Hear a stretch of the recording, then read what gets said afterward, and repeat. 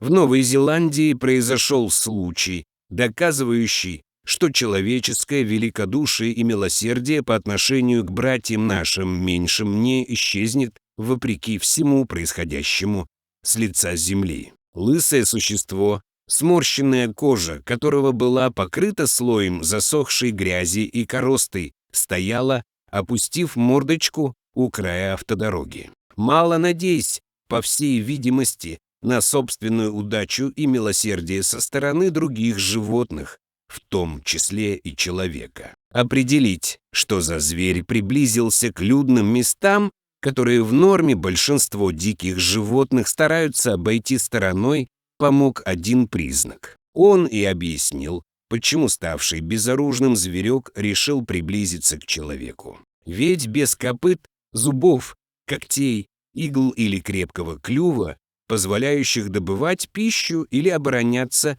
любой обитатель леса обречен на голодную смерть или гибель в зубах и когтях своего естественного врага. Но то, что Холли, девушка, обнаружившая странное животное, смогла в крайне неопрятно выглядевшем существе опознать знакомого каждому ребенку зверька. Но это не облегчило, а наоборот усложнило ей задачу помочь больному животному. И если бы не последние две острые иглы на теле, которые Холли заметила при осмотре отчаявшегося лесного обитателя, то, возможно, при обращении к ветеринару спасительницы животного порекомендовали бы оставить его для усыпления, как вредителя и обреченного на неминуемую гибель изгоя, лишенного средств защиты. Две последние иглы и помогли идентифицировать обычного лесного ежа. В лечении ему, как попадающему в список вредителей, вероятнее всего ветеринары отказали бы.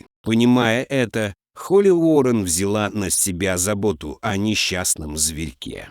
Мытье и масляные обертывания постепенно привели кожу ежа в порядок. Корочек и грязи, которую убрать за один сеанс купания, было просто невозможно, с каждой процедурой становилось меньше. И, в конце концов, грязно-серое сморщенное существо, которое не каждый человек отважился бы взять в руки, превратилось в розовенького, как новорожденный ежонок, но лишенного иголок хищника. А со временем на чистой коже стали появляться иглы, которых становилось все больше. Окончилась история спасения хэппи-эндом, обросшей прочными, колючими иглами. Еж теперь готов был вернуться в родные пенаты. Отправить в лес питомца, получившего кличку Наггет, Холли собирается, как только его здоровье полностью восстановится. Новая колючая шуба станет отличной броней и позволит вновь чувствовать себя в безопасности в окружении родного леса, места естественного обитания.